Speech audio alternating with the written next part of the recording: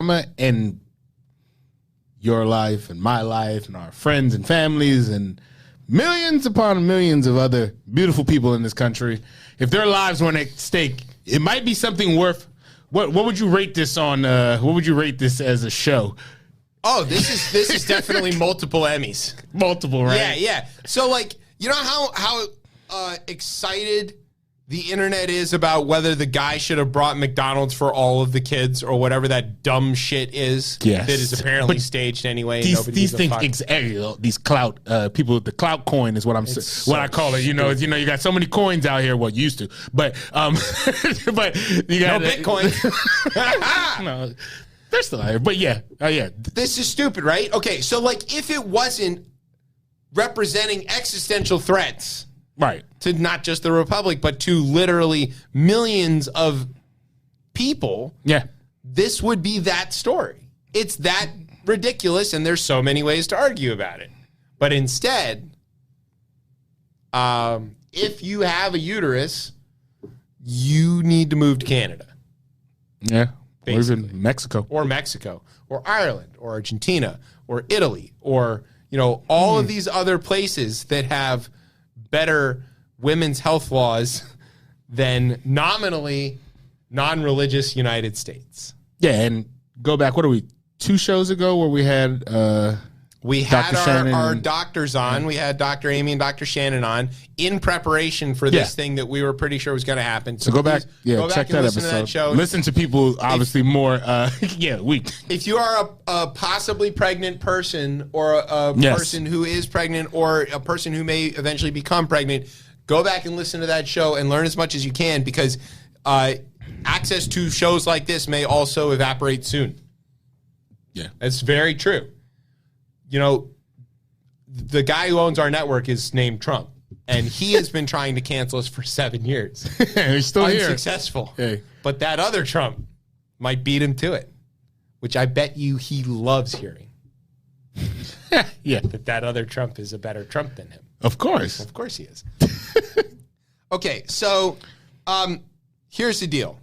We have no guest. Yeah. But we are forced to carry this show to term no matter how malformed, malignant, or damaged or dangerous it is to all of the people involved. We will carry this show through. We will, of course, cover the hearings. Everything now is so clear in hindsight. Nothing? Something. There I had to get the right bell. You got the janky bell that's around here. All right, we'll have some other stuff. We got a TES talk. Yes, yeah. It's a celebration of things. Well, we'll see. My TES talks are really they've never been.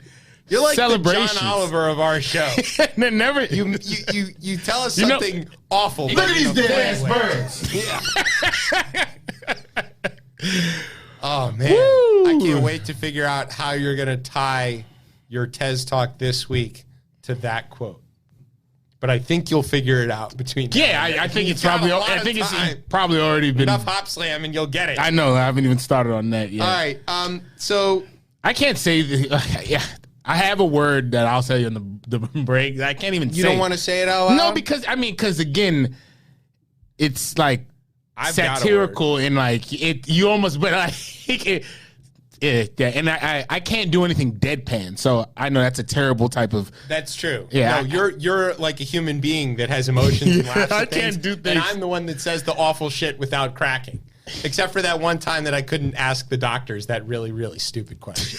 Oh yeah, which is fair. That was fair. That stupid question.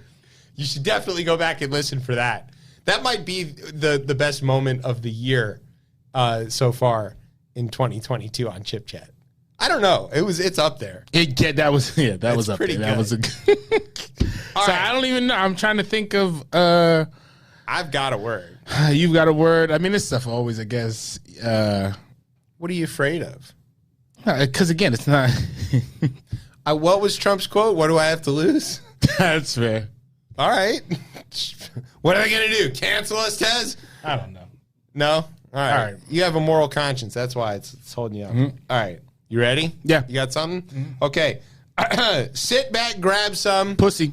It's evacuation time. You're listening to the best show, the only show, Chip Chat on RIP Radio Network.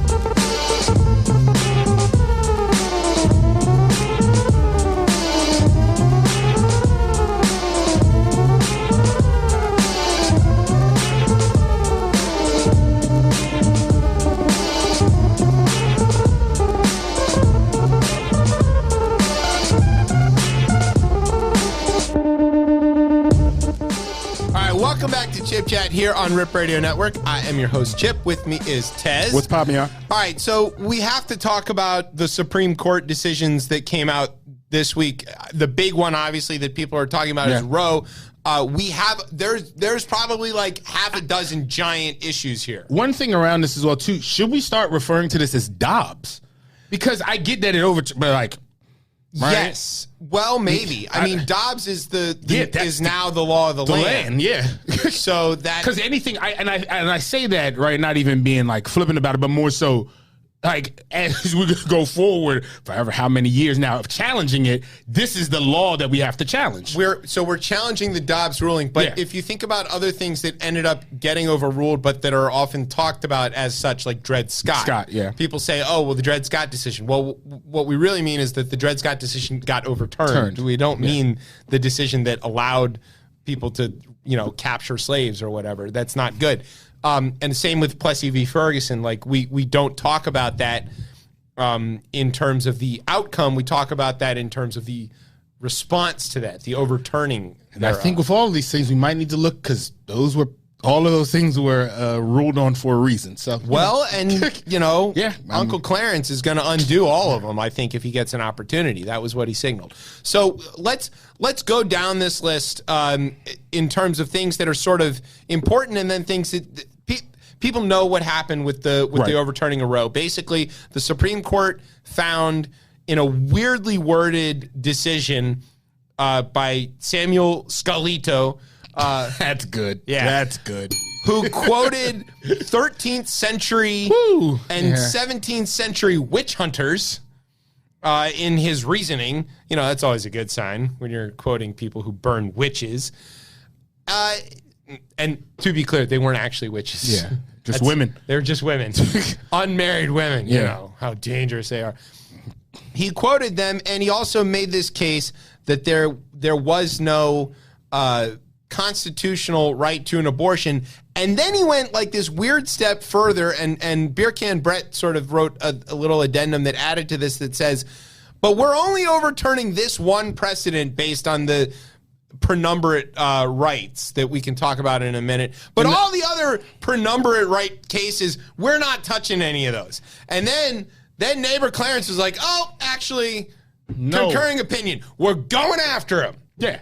Including his own marriage, which by his reasoning should not exist because the state of Virginia, where he lives, would not allow his marriage to exist were this decision returned to the states.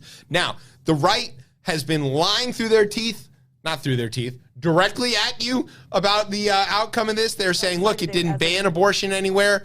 It just returned this to the states. That's true. You may remember all of the other times that states have been asking to make their own states' rights decisions. Some of those would have ended in, say, I don't know, people being property or women being property specifically, or a simple one that you could even look at is states' rights is also kind of how you push through like the unemployment laws. States' rights just means racism. Yeah, exactly. That's what that means. It is. Okay, so they're saying that like, well, the states get to make these decisions now. Now, there's been quite a response, right? A lot of states have had these trigger laws. Some of these states have these conflicting laws that say that, they've got a state right to privacy, like directly in their constitutions, which was what Roe found in 1973 that then became the basis for access to abortion. So if you've got a state that has a right to privacy in their constitution, and then they also have a anti-abortion law, which one takes precedent? So like there is some legal wrangling going on at the state level in the courts, and there's probably months before this all shakes all the way out. Right. But nearly 24 states have at this point now, less than a week after this decision, snapped in something that effectively makes abortion inaccessible in those states. To be very clear, if you look at the map, these are all the states that are blown to smithereens. To be clear, what we're really Cotton Belt talking about, yes, specifically cotton. What we're really talking about is all of the things that could be called abortion. Right. Okay, we're not just talking about the oops appointments. We're talking about you intended to get pregnant, you've got some sort of genetic issue or congenital issue that happens. The baby is not going to make it. The mother is not going to make it. You might lose 2 lives if you allow this to take place. And in all of those cases, that's tough shit. And it is somehow reasoned with you shouldn't have gotten pregnant and that's your fault, you dirty slut. Which is utterly ridiculous. You also have situations where there are women who the fetus might be dead already. Right. And they need to undergo a procedure to remove it for fear of sepsis or very obvious imminent death. Tough shit. They shouldn't have got pregnant. That's their fault for being dirty sluts. I mean, I mathed it out on ectopic pregnancies alone because that's an easy one to count. Right. There are 100,000 ectopic pregnancies in the United States a year, which works out to roughly 350 some odd per day. And if you figure that roughly half the states no longer have access, and it is not by population, but we're just using rough numbers here, you're talking roughly 270 ectopic pregnancies a day. And for those people who are Republicans and listen to this show, which I'm sure is a large cross-section, Right. and still don't understand that those are not fixable at all of the people experiencing that are going to die, including your precious unborn clump of cells that are going to kill that woman within a series of days, maybe weeks. The level of death we're talking about between the time now and the time that the good states figure out ways with their corporate partners to develop safe passage routes, humanitarian routes. What's your thing that you want to get the blue helmets in here? Oh, I did. Yeah, we really might need to for establish humanitarian corridors. Why not? Between now and then, we could be looking at hundreds of thousands of lives lost in the United States. And if you thought the pandemic was bad, and we lost 1 million people in the coronavirus pandemic, this could potentially make that look like a cough. Yeah, Brian has thoughts too. Oh, bro, go ahead. No. Because I had this conversation on Real Talk early on Monday. Shout out to Tone, by the way. I ran into him out in the world. Actually, right after his show. So, okay. Yeah. So there was a kind gentleman. I'll be polite with that.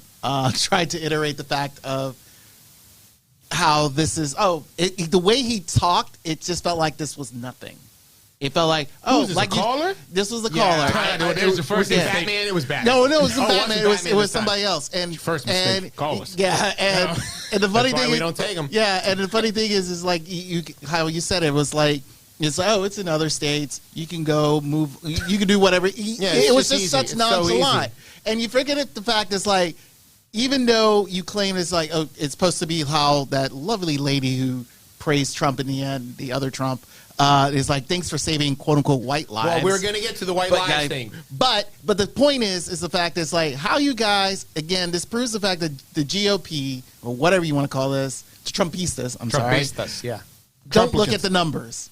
And it's like, well, numbers upset them. We found out. Yeah, that's what I'm saying. 11,780 numbers. Yeah. Right. And the one number is like, you want to claim to save quote unquote white lives, but 60% of you dies from this shit. Yeah. So it's just like, come on. It's just like, if you don't look at the full numbers and the full picture, it's like, again, I asked this question: what is their end game? The solution is obvious here, right? We also got this ruling in this term about guns. We did, which said that everybody has guns. Everybody has to have a gun. You can't make any rules saying you can't have a gun. Everybody needs guns. No learning about them. No anything. No, you got it. You can't restrict them in any way, shape, or form. It's nothing. Cool. Solution: perform abortions with guns. Totally legal. It's fine now, right? You've got pregnant women. Line them up and shoot them. That's what the Careful Republican now. Party is. I'm not doing that. I know, That's but what I'm just saying. But I'm like, what's going they're on gonna right get, now? They're I going to have get no ideas. idea. They've What- already got this idea. Yeah. I didn't come up with this myself. I pulled it right off of Mitch McConnell's website. This is what they're talking about here. They've just given guns. Yeah. The textualists, these guys who love the text, discovered a right in the Constitution to individual ownership outside the home of guns. They discovered that right. I would agree. Because it doesn't specifically say that, these textualists. They interpreted the law. They discovered a right interpreted within the it. Constitution, much like the penumbrat in the 14th Amendment discovered, along with the various other rights, discovered unenumerated rights in the Constitution, like a right to privacy, which becomes the basis of Roe, Obergefell, Casey, so many of these laws. Those undisclosed, unenumerated, discoverable rights were on one hand struck down and on the other hand discovered and lifted up by the exact same group of people. So you bring me to the point where I feel like I've tried to maneuver whatever the political kind of headwinds have been over, let's just say the last 12 years, I guess. We'll go for the last 12 years. Sure. And not like easily dive into like hyperbole around whether it's the loss of what this is here in America or like taking something like, I even think of my own self for something like, oh, the Supreme Court is illegitimate or we need to expand the court. And there was a time where I was kind of like... Ellie Mistel was like jumping about it today on the radio. And there was a time where I'm like, yo, this kind of seems like we're trying to like, in a sense, change the rules with it. But that is obviously what is needed because this ruling, along with multiple rulings that ended this term, showcased that, yeah, this court might be illegitimate. So, and I say that in like almost in the broadest of sense, which because there's many avenues you can get there with it, whether it's neighbor Clarence and the bedfellows that Jenny, you can just call her neighbor Jenny. Neighbor Jenny. Whether soon to be ex-wife Jenny when Loving is overturned. Whether it's Citizens United, whether it's Decision 2000, there's a lot of things you can look to the court, and also these are unelected individuals, lifetime appointed, and that goes against everything. That goes against everything we know to be true, or we thought to be true. We need a fountain of youth serum for KBJ. When do they? But I've never. Again, when do they go in and take rights away? So that's confusing, right? Because in human history, we've only ever seen rights expand, right? Yeah. As humans, we've moved from monarchs and empires towards some sort of representative government, most of the world around. Right. It's sort of the expected default is some level of democracy, some level of free speech, some level of basic human rights. There's this weird thing, though, that happened, and I want to kind of zero in on the legalistic aspect of this. I'm going to be like our Nina Totenberg for a minute. I can't do all the voices, though.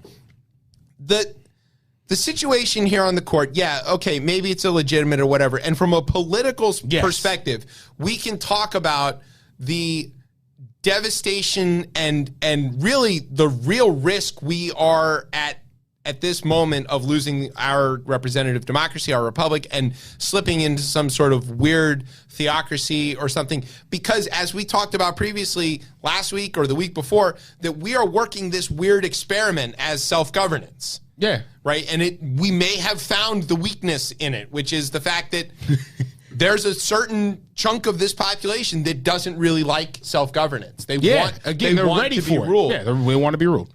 Okay. Let's put that aside. Yeah, put a pin in that. One of the other things that got decided this term was about school prayer, and specifically about whether this football coach could pray on school grounds in front of everybody at the football thing or whatever. It very obviously was a situation where because he's a white Christian, they figured that this thing was innocuous. And so they have basically opened the door. For a very long time in the United States, we have this problem that in the First Amendment, you have two competing clauses vis-a-vis religion. You have the Establishment Clause, which says that the Congress shall not establish any religion. And then there is also the Free Exercise Clause, nor restrict the free exercise thereof. And those two things often run into each other. Right. And the default position of the United States has been for a very long time to, and it doesn't say in the Constitution separation of church and state, but it is to separate church and state. Right. It is to say, you can do state functions absent God or absent whatever your belief structure is, and you can do your belief stuff, but you can't put those two things together because if you allow one, you have to allow all of them. And we're just not ready for that. But Amy Coney Barrett and Neil Gorsuch and Beer Can Brett and Scalito and Neighbor Clarence and John fucking Roberts Well, don't get me started with him. are ready for people to start praying at everything. And they kind of opened this door in the Village of Greece, New York decision years ago when they said that the city council couldn't prohibit prayer. Right. There was a case brought that said we wanted to have a prayer at the beginning of city council meetings that are open to the public. People said, well, look, this makes it so that the people who don't pray along feel less likely to feel their needs get heard by the council. So this is a violation of Establishment Clause or whatever. And basically the court came down and said, look, it's not a violation of establishment if we're not saying only these people can pray. We're saying everybody can pray. Yeah.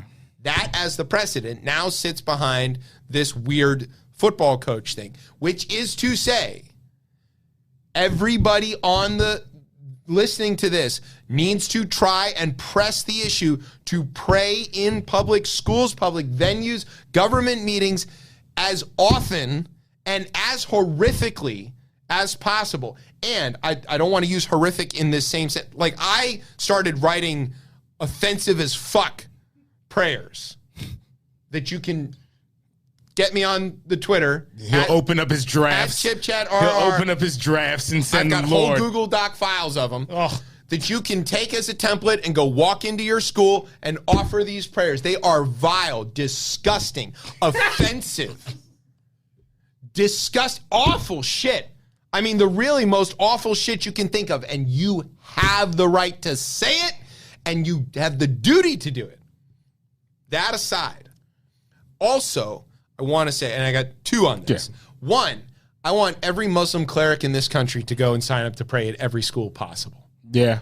That's what I started They thinking. don't immediately. even have to do my weird templates of awful, crazy shit. You can go in there. Believe in what you already know to be true. Just go in there and pray for peace and well-being for all of the people around you, which is mostly what Muslims pray for. Yeah. Just pray for that. But do it in Arabic. For God's sakes, do it in Arabic or Urdu or something like that. And they're going to lose their ever-loving fucking mind. It'll be back in court. And they are going to find out that they have opened a loophole big enough to drive several Mack trucks through, and they are going to regret it. And I hope they do, but too late. The other flip of this, I gotta put on my Jewish kid hat for a minute. There's this neat bit about Scripture. In Jewish tradition and Scripture and in the Talmud, it talks about abortion specifically. Unlike the Christian Scriptures, which don't mention it at all, we've got, legal rulings on all of this. Not only is abortion okay, but it is sometimes prescribed, especially in instances where the mother's life is at risk. In Jewish teachings, anything that puts somebody at risk of harm or risk of their life, no matter what the commandment is, you are not to do that. Your life is the most important. If you're pregnant and the baby could kill you, that is the most important thing, is the life of the person who is alive now, not the one that is going to be alive later. And already, I know this is going to be a shock to you, some Jewish lawyers, there's a couple of them, figured out that if this court is so interested in the free exercise of religion, prohibitions on abortion would violate our free exercise of religion. Let's get crafty, friends. And therefore, we have run the First Amendment right into their whatever the fuck amendment, And now we have found a problem. How far this goes or where it goes, I don't know. But if you can find somebody who is interested in that kind of litigation and they want to come on this show, our door is as open as the fund drives at Planned Parenthood. Send them here and also send money to Planned Parenthood. Yes, please do. I thought what you said earlier on about states, right? The quote unquote good states, right? Or not, let's not say the good states, the states that still allow women to have the right to their own reproductive health. And the choice is like the most difficult choice that any person, I believe, out of human beings, I mean, that's the difficult choice a human being probably can make. And men are out of that decision. Yeah, that's right. Yeah. But I got close to this. Like, look, 1 in 4 women have had an abortion. You know people who've had abortions. Yeah. My youngest, we did genetic testing. She came back with a trisomy issue, and it was trisomy 21, which is Down syndrome. This was no big deal to me. I was like, that's fine. Okay, so whatever. She's fine. She's adorable. But one of the things that could have come back was trisomy 18. And if that had come back, that means you've got a baby that has no bones, that will never be able to survive. And you learn this at like week 10 or week 12 or something like that. We were this close to that terrible choice. And even now just discussing it, my heart is sinking. I can't even think about what that would mean because there is no good option. I can't think about it or comprehend it if that decision when it's in my body. Yeah. That's where I can't even put that together. I can at least put it in a box. Right. And a lot of folks, I try not to, I don't want to just go off into a tangent. I'll try to be very concise about, I guess, my thoughts around this. One, a lot of folks ask, well, what's the why behind this? This is a way to wield power like a goddamn sword, man. Because again, we know that the country and the way the country polls is, hey, no, we believe that women should have the right to make choices about their body, right? And they believe in the right to abortion. So we know, and you've seen it, like the evangelical wing of the Republican Party, they are a voting bloc. They're a voting bloc in key areas in those, what do you call them, the square states? Yep. They're a voting bloc in these key areas, and they're single issue voters. This issue. This is the issue. And it doesn't matter. It obviously doesn't matter. Obviously, my choice of words that I use but a person who, again, they're evangelicals, they put in to the White House, even after he said all the vile things that I thought they cared about, but they put him in because he's going to wield power, the power to do what? To fill the illegitimate justice to attack 50% of the population. Right, but to fill that seat, Gorsuch with someone who's going to vote for it, to fill the next seat with Brett Kavanaugh. They were willing to make that deal. Yeah, they were willing to make that deal. I go back to that corporate piece again because we now have to rely on corporate partners and specifically these tech companies, right? They're going to play a major role in some of the protecting of women's privacy. Because, I don't use no app. I don't have a menstrual cycle or period. I don't use an app that controls that. No. But that's a lot of data. That's a lot of scary data that's out there. And there are data brokers out here, people who buy who buy it up. And they just sell it. They don't care. They sell it they and don't know where it goes. And you can do so much with data. We know that. And that's something I think, and that's one of those ones where we just think of a privacy, whether it's something like end-to-end encryption or all these other wonky none of tech that matters. things. None of it matters. They can get through that. But and they're motivated. They're motivated now, but I also always wonder, in this society, relying on corporations to do the job of aren't we? We're moving more and more to that, right? Where we look to corporations, where people have more trust in the corporations. People have more trust probably in Mickey Mouse than they do in their senator do now. or their Congress. Because the thing that makes sense that we've talked about before is that being somebody who wants there to be access to reproductive health is pro-economy. There we go. Yeah, and we've talked about that. So, the corporations don't give a fuck about morality, but they want to make money. 50% of their workforce, they want to be able to come in to do great things at work. Yeah, right. They need these workers. They need these people. They don't need them scared. Imagine if, I already get it that for my wife, sex with me is a terrifying proposition. Because look at me. But... imagine if that for every woman in the country, sex becomes a threat. And you look at countries where that is the case, and you look at the outcomes there, you look at the economic outcomes alone. I'm going to be really awful about human beings right now. You look at the fucking money. Come on. How poor these countries are where women are excluded from society. And you just think about that could be us. And these evangelicals, I don't think they've thought this through. I know they haven't thought this through. And you can tell because they're not really celebrating this. No. You can see, apart from the White Lives lady, there's nobody out here. She won her primary, by the way. There's nobody out here who's really celebrating and crowing about this because they're like the dog that caught the car. Exactly. They don't know what to do with it. And they are starting to realize the risks here.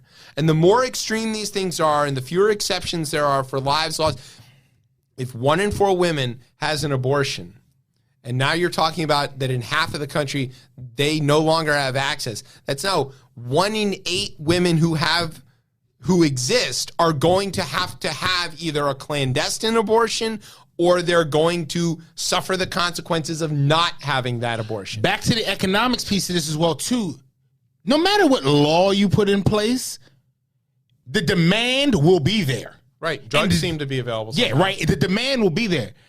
And I heard Bomani Jones put this pretty eloquently earlier. He was like, smart dude. What you have, and he's on ESPN, so he's kind of dancing around it because he can't talk about it. Yeah. But he put it really eloquently. Don't want to be Jamel Harris. Right. He put it so eloquently. He said, you basically said that instead of having an abortion in a safe clinic or a doctor's office, you're okay with this happening on the floor. That's right. Or you're okay with, and then he was even more down here, you're okay with someone throwing himself down some steps. And again, I'm not talking in hyperbole. Go ask your parents. Go ask your parents who can remember the pre-Roe years and all of these women who were showing up at hospitals and dying of blood loss because of these self-induced abortions, the absolute death toll. We are talking pandemic level death tolls here. Yeah, easy. It can be tens of thousands of people a day who die as a result of pregnancy complications alone because they can't access safe health care. Safe health care. Could you imagine if it turned out that you had a ruptured kidney and you show up at the hospital and they go, I'm sorry, but kidney operations are illegal. I can't help you. Go die on the steps. Or you had a blood vessel burst in your brain and you're dying of this stroke and you go, help. And they go, I'd love to. You obviously need medical attention. Stroke surgery is banned in this state. Here's one that men could even hopefully try to get around. What if they said, right, that basically it is illegal to masturbate and ejaculate, right? Because you have killed off a bunch of children, right? Or not even yet, right? But it could be children. What, again, if that was the case, right, and it was illegal, and if you got caught in certain places, your neighbors or someone else could be deputized and take to sue you. Sue you for jacking off. And again, what are you doing? You're doing something in the privacy of your own home. Yeah, but Ted Cruz is real into that. Yeah, so... But I also wonder about all of the IVF is in trouble now as a result of this. Yes. So for all of these families who are trying to increase life, they're very pro-life. They're so pro-life that they're going to spend thousands and thousands of dollars to try to get pregnant, to try to bring another life into this world, which we don't need. This world is overpopulated. But this country might need some more hands. We need more hands. But not like this. God, please. But we're about to lose. Just come here now. Yeah, immigration was the damn solve. That was our solution. That was the solution. But the point here is this is bad and everybody's going to die. And it's not just the people who are going to die that are going to be affected by this, because all of us now are going to have to deal with the excess damage of this. I mean, it's a healthcare issue. And we know what happens we know what happens when you don't address a healthcare issue. The rest of the country pays for it. That's right. It's a healthcare issue. It's an economic issue because it's going to remove people from the workforce. It is a life safety issue because of all of the people who are going to die. It is also a mental health issue. Remember how Republicans love to talk about mental health whenever there's guns involved? Yeah. The stress that this will put on this country, the damage it will do to our collective psyches to watch people around us die needlessly. We have an analog for this. We watched. The numbers are stark. It's 350,000 of the million dead who didn't need to die in the COVID-19 pandemic because they just simply refused to do the safe things. We now have that same thing that is about to happen, as far as we can tell, in perpetuity. We are going to live through pandemic-level death surrounding us all the time for the rest of our God-given lives. They need to, you know what needs to happen? Because we do this to other nations when they abuse human rights. You know what we need to do? What didn't we just them? No. Well, you know what? Didn't we get the World Cup? Mm-hmm. They just strip that shit from this country. Yo, this country doesn't. This country doesn't. Human Nobody rights will care. All right, that's Strip the Super Bowl. Oh, Move the Super Bowl to Rwanda. right. Yo, Everything gets moved to Rwanda. they're about to shut this whole thing down right now. We just said that, made that comment. Who's coming? But again, right? We Dan are Snyder. Right, we're very active in like other things. Like we'll chastise a lot of countries about their human rights record. To me, this seems to be a huge violation. I can't wait for the Taliban to scold us. Yeah, we're so close. we're getting there. But the Saudis are going to be like, look, we let them drive. For God's sakes, you're killing all of them. Like, what? I don't know. I'm just asking. I'm just asking questions. That's right. Thanks, Tucker. Also, too, on a more like crazy stuff, is the court gotten to a point where they're like, you know what? We know all this is going to end in violence, so let's just go ahead and like let's accelerate it. Let's accelerate it. That's it. They're like the other branch doesn't want to pass no damn laws. The laws they do pass, we're going to strike them shits down anyways. Let's just get on to it. I think like that the at court, least a couple of them subscribe to that accelerant theory. They're it feels that way. What's the guys with the Hawaiian shirts? The Boogaloo Boys? The Boogaloo Boys, yeah. Yeah. I think they're them. Yeah, I think they are like Beer Can Bread's definitely. They're descendants of the Brooks Brothers folks from down in Florida. They feel like that's the next. Well, okay. It sounds crazy. Like, what are we talking about? Guys in Hawaiian shirts. Okay. There is this theory that we are going to end in a race war, and there are a few people who want to accelerate that, and they call themselves the Boogaloo Boys. Do you know the origin of this? Hold on. No, I can't recall it now, but it's something wild. Okay, so what they're talking about is they want Civil War 2. Right. You may remember there was a bad movie in the 80s called The Break, and then there was a second movie called The Break 2 Electric Boogaloo, in which it was the exact same movie with the exact same people, but then there was like one other guy or something. So they want to be Civil War II Electric Boogaloo, which gets shortened to Boogaloo, which gets shortened to Boogaloo Boys. And they're the extra in this new version of the same thing. That's right. Because again, they are looking to reignite the Civil War. And I think Amy Coney Barrett's part of it. I mean, again, a lot of folks are and bored. Beer Can Bread for sure. They're bored with their simple, some affluent lives, think it's too and they want to give meaning. They want to give meaning, to their lives. And this whole and again, no one, myself, I'm not ready for that. But a lot of the folks who really want it to come about, y'all are really not ready for it. No, they're not. You're not. They are not ready for it. You're not. But that's okay. It's all right. We're not there yet. We might survive it. No, could you imagine? Everybody always survives. Can you Someone imagine survives. some sort of weird situation where like the war is raging and we like abscond to some boat off the coast with Brian and our transmitter, and we become the pirate radio that's like supplying the resistance with the information they need? Could be amazing. I right? hope NATO saves me.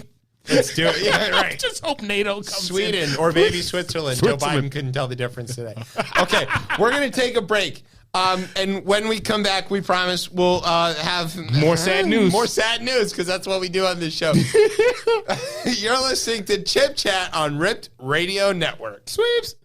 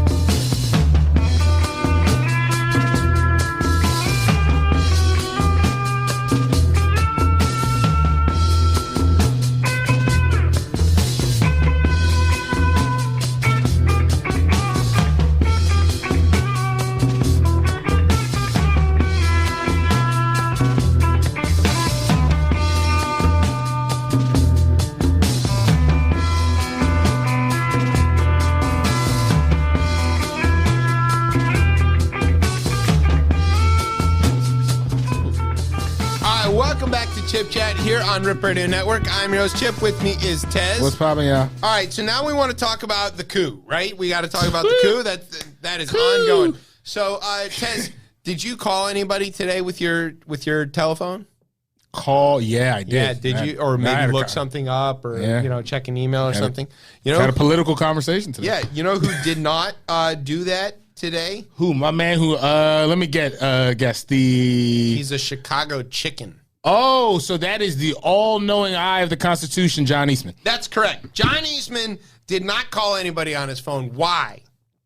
They snatched that thing up, right? That's right. The On FBI's got it. Yeah, last week, right? Yeah, at the end of the week last week, John Eastman seen He's here a loon, going, man. "What do you mean my fly's been down this whole time?" I got it from J. Crew. Right. That's what he looks like he's saying. Had his phone seized by the FBI and gave up his password. But He's fighting that. Bro, because he gave up the password because there is, not to get too wonky, but it's tricky with the warrants around your actual passcode that you type in and any of the biometric ones. So he's claiming now that they seized his phone and they coerced his passcode out of him. Doesn't matter. They got this thing cracked. And so they got all the information out of it. They'll find what they were doing was corroborating what they already knew. Right.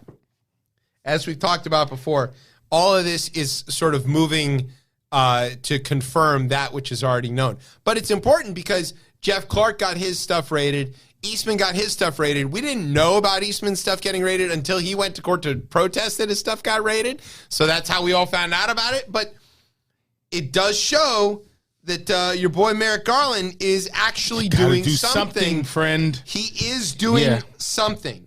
And that's important. The other It's the wrong chicken.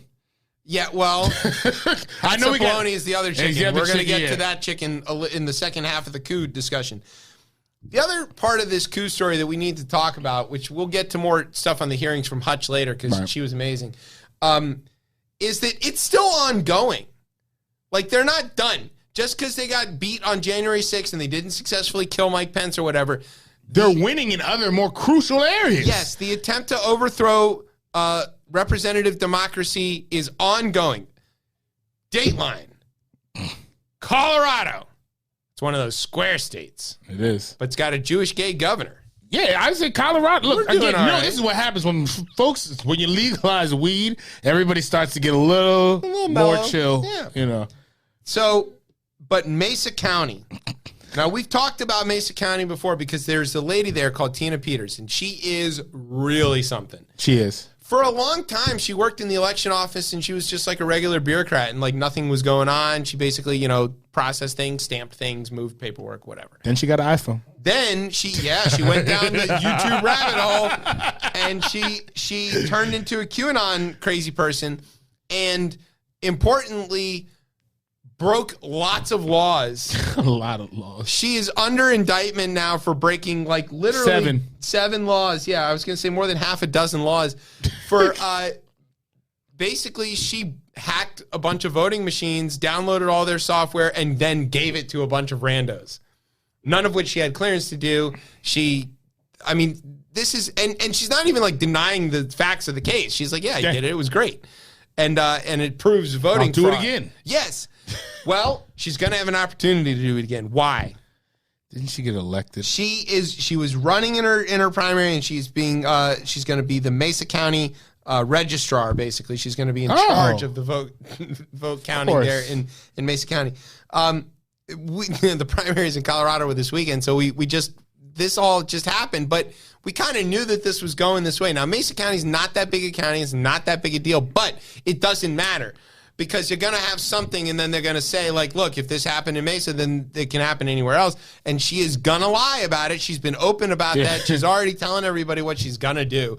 And she's going to put her thumb on the scale, like, blatantly and in front of everybody. She's probably going to get Dinesh D'Souza to make some fucking movie out of it. But what's the interesting story that came out this week is somehow this ties back to White Man Brian's favorite Congresswoman, Lauren Boebert, who Tina Peters claims put her up to it. It was Boebert. She said, on Friday, Ms. Peters told the New York Times that her Congresswoman, Representative Lauren Boebert, quote, encouraged me to go forward with the imaging and the hacking of the voting machines. A press officer for Ms. Boebert, a Republican, called the claims false. Republicans not agreeing. Interesting. However, she's Miss Boebert because her husband showed his dick to a bunch of 16-year-olds. That's true. And she tried to kill her son in the desert in Utah. This dick! Tina Peters also has this weird thing where she goes on tour with these election deniers and like tells them the story about how she turned out to have broke her own voting machines. I'm pretty sure she charges $25 a pop or something. Oh, you may have come up with something here. First of all, I think folks, once they get drunk off of their power or what their perceived power is, the only next logical step is, how can I turn this power into profit? Into money. It just seems to be that. It always seems to be that. She's parlayed this into a national political profile. Mike Lindell, the My Pillow guy, who supports a stable of lawyers. Stable of lawyers does not sound good. Stable of lawyers. When he feeds them oats and stuff, they just sort of hang out on the side. The hell? To promote bogus theories, says he has funneled more. He admits that he's funneled more than $200,000 into her legal defense. Oh, wow. And she still needs more. The pillows aren't selling. Do you understand? Someone says they funnel some money in there. I usually it's a little more than 200. I feel like when you're funneling money in, usually when people funnel money in, it's $1 million plus. Well, also Patrick Byrne of Overstock.com, he's run ads attacking her primary opponent and stuff. So, you know. Overstock.com, I guess I know that they're not one of the corporate partners helping people make. No, he's kicked off. Okay, good. They're doing the right thing. Thank God. Okay. They're done with that. In thank God. Public appearances, Ms. Peters has said that she made the copies because she worried that the voting machine company was going to delete computer systems that recorded the 2020 election and wanted to preserve records. Yeah, she's been less forthcoming about how the material ended up online. She put it in a Dropbox and sent the link to everybody. No, first of all, once you take it off of a secure location and give it to somebody else, that's how it ended up. That's how. Okay. Well, you're the tech expert. Please explain to me how the internet works. That's not even how the internet. When you take something that's secret, yes, and you share it with somebody else, that's always how it ends up. So online. Voting machines not connected to the internet. I hear. No, not at all. Like never able to be air gapped. Don't even have the antennas. From my understanding of it, yes, those, and even when there are networks involved in it, there are closed networks to just do hardwired. Yes, I have personally observed some of these. So my concern is no to internet voting as well too. I don't know if I've said that on the show yet. No, it's definitely not. Yeah, no mail, paper, yes. paper, and we mail. need a paper trail. How in God's name did she get this stuff off of there? She had to have access. She used a hard drive on this, so the devices are there. So locally, someone could go So she committed some sort of theft. I think you're saying. Oh, hands down, yeah. Yeah, she's involving opening and taking, the little breaking and then maybe entering, and then removing, robbery. One could say burglary even. Which in this case is definitely falls on that, but like any private company that's dealing with your data. Doesn't really matter. So let's go past some federal data privacy. Maybe has committed some fraud too. Yes. Yeah. Oh yeah. Maybe. And I guess as well too. Maybe you could file this under conspiring to defraud the United States. I think so. I guess. All right. I mean. Yeah. And she's working with Lindell and all that stuff. So that's wire fraud too. Because he wired her the money. Yeah. I feel like we've got to the 7. I don't know how many. I'm just kidding. I can't wait. Tina Peters should come on this show. Yeah. Oh my God. I would love to get her on here. So what other crazy shit do you believe, lady? I feel like there might be some choice words for us. I'll let her use the space laser. You would? Oh wow. Yeah, she'll definitely buy that. Bring your laser pointer next week.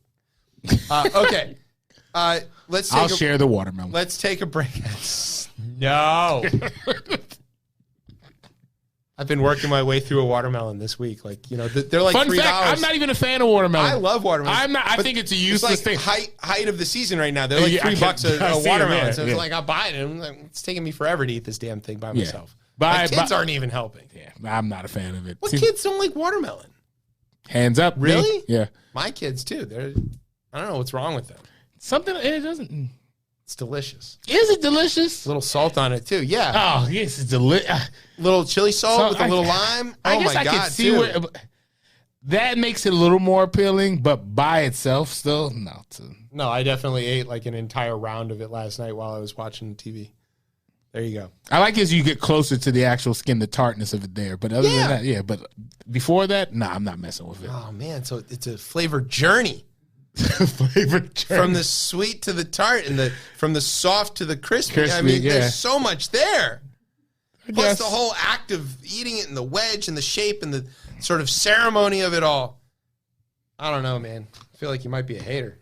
Okay, That's what Kyrie said. All right, we're going to take a break.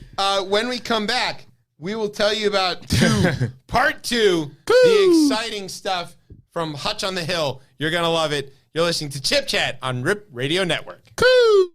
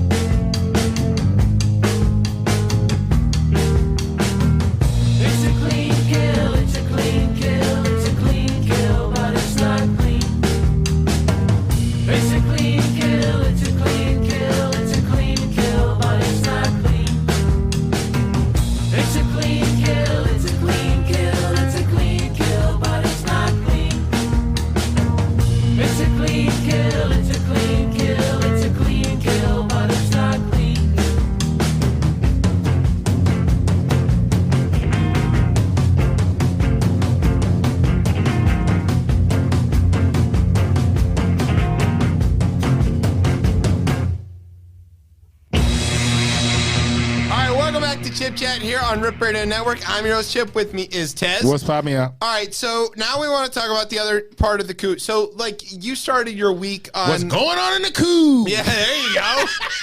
Oh, you want me to try it? Yeah, go ahead. All right. Now it's a part of the show where we talk about what's going on in the coup. I love it. I like it. I like it. There you go. All right, so you started your week out on a Monday. You went to work. You know, Yeah. you're like, this is going to be, you know... I went to work twice on like, Monday. we have this terrible situation with the courts, but, like, that's what you were bracing for.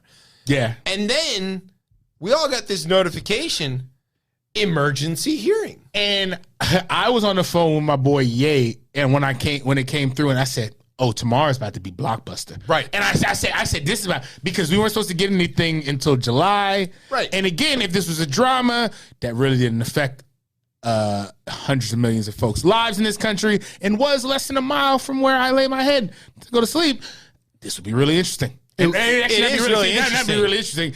This would be fun. Fun, actually. Yeah, it's a great word for it. But it's not. Right? So we get this message that there's like going to be an emergency hearing. Right. So you found out new information. Yeah, and so you're like, but why is it an emergency? Like, why is this so time sensitive? We're all pondering. And then it started to sort of trickle out from the Hill who we were going to talk to. And let's just sort of set the context here for everybody to sort of understand. Congress is out of session. They're not even here, right? But Benny and the Jets are working overtime. They've got the staff, they've got the lawyers, they're doing all this stuff, and they keep telling everybody, hey, look, if you got something to say, we're here, we're ready. And they know they're working on borrowed time, in a sense. Correct. Liz Cheney was supposed to be doing campaign stuff. She's facing a primary challenge out there in the square state of Wyoming. You're going to say. And she canceled all of it. She might know that might be a baked cake out there. Don't worry. She's got plenty of jobs lined up. Yeah. She ain't worried about it. And she's a Cheney after all. Halliburton so as long still as around? Yes, of course. So as long as there's a way for her to make millions of dollars and possibly kill hundreds of thousands of people, she's in. Yeah. But not these specific people. She doesn't want to kill Americans. She wants to kill other people. So she skips all of her events and she's like, no, we're going to stay here. We're going to do this hearing. We've got something important. The committee is running a TV show. We've talked about that. They've got production assistants and stuff. But what they're really doing is they're building a public case that is so compelling and airtight that at one point that things in Washington are not this airtight. I've never seen a situation like with so few leaks in my life. And I'm talking about, we lived through the Obama administration. It was like no drama Obama. No, these people, like, they do not leak. They are as tight as a submarine at the bottom of the Marianas Trench. Okay? When they've got something, they're making such a compelling argument that at one point this week, even Fox News was too stunned to react. They were just like, you got anything? And the guy was like, back to you, Sandra. And that was, they didn't know what to do. So they call this emergency hearing, and who they want to talk to is a person named Cassidy Hutchinson, who we're just going to call Hutch because it makes much more sense for us. Now, if you are looking at the video, you're seeing Liz Cheney, but when they pan back to this person sitting at the table, this lady with brown hair, I want you to understand she's 25 or 26 years old. Does not look to be 25 or 26.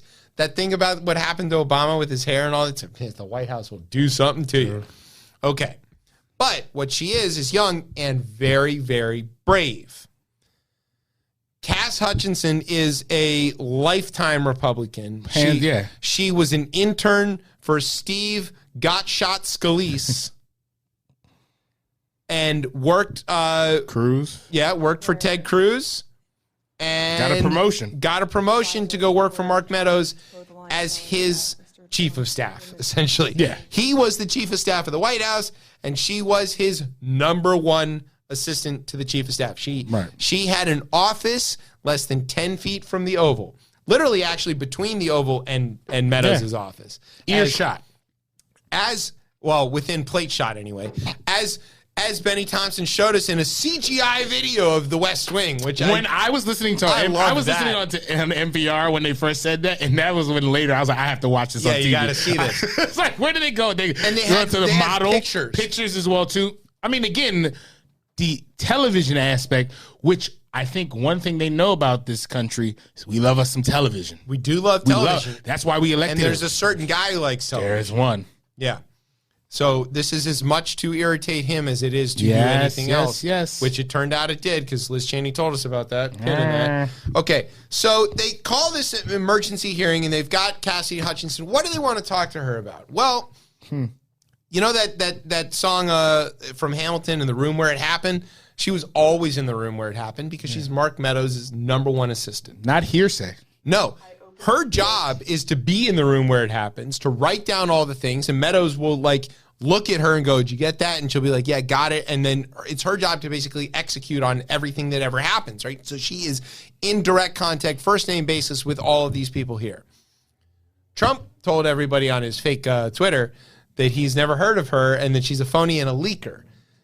And which is funny because leakers don't usually testify under oath in front of everybody on national television. Truth bomb. There you go. So, and of what course I'ma he knew call who the those. fuck she was because she's semi-pretty and he definitely tried to throw his ketchup down her hallway. But probably unsuccessful. I don't know. I'm going to say unsuccessful. He wanted to grab her cat. I'll bet. Yeah. Okay. Not gonna place one against you. Right. So she has this bombshell testimony, including conversations with Rudy, who she just calls Rudy, Right. That's how you know right there. and Mark And Mark, the way, and Pat. it was very casual and people unless you're that casual with folks, you're not gonna do it. Right. Yeah, you're just And not, because also- that's just you've built that it's a reflex, it's a muscle at that point. Right, but also you can tell because when she was talking to the Congress people who were asking her questions, she was careful to use titles. She understood. If you get to that level of assistant, you basically protocol is kind of ingrained in you, right? You call people director, secretary, senator, by reflex. It's easy for people like that. It's not easy for people like me. I don't care what your title is, but. For her, she was in on it, right? So she's in on this whole thing. And Rudy comes and tells her, he goes, Cass. Yeah, he calls her Cass. He goes, Cass, January 6th is going to be great. It's going to be great because we're going to go to the Capitol and he's going to be there with the members and he's going to look powerful. That was an interesting choice of words. Oh, these are fascists at the highest level. I don't even know if they know they're gonna fascists, look but they're like the big stupid fascists. Giuliani rhymes with Mussolini, doesn't it? Yeah, You're the Italian. I am. Yeah, look. Go ahead, translate. Yeah, I guess it's somewhere around there. Mussolini, Giuliani. Yeah. Mussolini is what happens if you take a large deer and mix it up with some ice cream. You get a Mussolini. Oh. And Giuliani that's bad. roughly translates to landscaping company. So anyway, after discussing with Rudy about how they were going to raid the Capitol, She had questions. she goes back to Mark's office. We're on a first name basis. first She name, goes, right, hey, Mark. Mark, I just talked to Rudy. He says we're going to the Capitol. And Mark goes, yeah, Cass, there's about to be some crazy shit that goes down. Might not be all that great. Might be bad.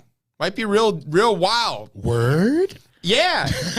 She's like, cool. But she didn't immediately call the Washington Post or anything. So Then that's where we want to make these folks out as heroes or stuff like that. she's doing it now Because she again, didn't do it on January 2nd or whatever when she had this conversation. and Because that could have been a phone call. Excuse me, Mayor Bowser, just to let you know, the White House is planning some shit. You can get in between them and the Capitol. I would highly advise you do it. Click. Could have been that. I'm sure there's an anonymous line you can call for that type Yeah, of it's shit. called 311. Just call. That doesn't work, let me tell you. No, okay. The guy's going to fix it. Yeah, exactly. There's a lot of fixing it. So she goes, this seems like a bit of a problem. And she calls Pat Cipollone, whose real name, not Patrick, it's Pasquale, Ooh. because he's Italian. Italian, I was going to say. He Yeah. has 10 kids, by the way. That's Italian. Right. I'm just saying, Good your Catholic people boy. are Good factoring Catholic boy. heavily in this. I don't know. So I don't know. I assume he's it's- Catholic. Yes. Cipollone. Come on. Pasquale Cipollone. I just wanted, I don't know. He may as well be named, mozzarella pizza. Catholic or something to that effect. You are coming dangerously close to having to answer for all of these folks too. There's a lot. is, There's a I lot know, of right? Italians on this list, so it's Look, going I to mean- be a you problem, not a me.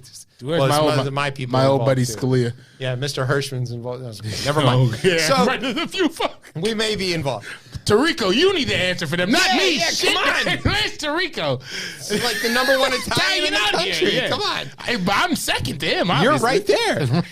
So, all right. So she goes, hey, Pat, Rudy said he's going to do this thing, and Mark didn't seem to care. He said it was all going to be fine, and Pat's like, oh, that's really bad. We should definitely not do that. Do whatever you can to make sure that this does not happen. And Pat is laying out like some legal reasons. Because we are going to get charged with every single crime on the books. Right. That's the direct quote. And she goes, oh, really? And he goes, yeah, for the love of God, do not allow this to happen. So let's fast forward just a day or so.